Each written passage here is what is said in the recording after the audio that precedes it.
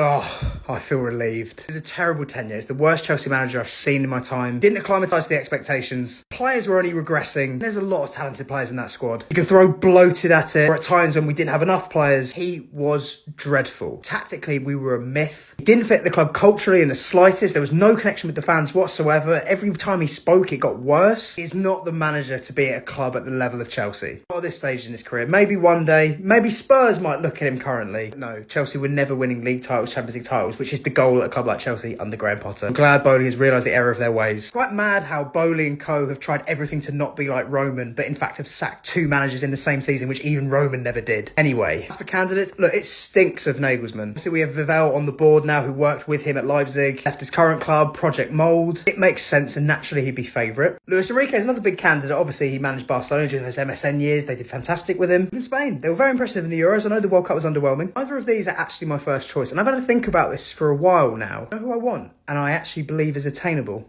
Klopp. Yeah. You might be laughing currently. Let me explain. Right, Bowling Co, you want a project mould? Okay, Jurgen. Jurgen, it doesn't look great for you at Liverpool over there. You want a project to build again, don't you? You want money to be thrown so you can actually build that squad. Because FFG aren't doing that. Not anytime soon. You're going to be there for years to build that again. But here we got a lot of nice young talent you can develop. You've got a lot of an older squad at Liverpool currently. As I said, that's going to take years to build and a lot of money that they're not going to spend. Bowling Co have quite clearly shown they're willing to do that. Here's a big wedge of money for you too. We just handed Potter a contract that was the 4th highest in the world. So you're more than welcome to have a bag. I know it sounds like I'm being deluded and taking the piss.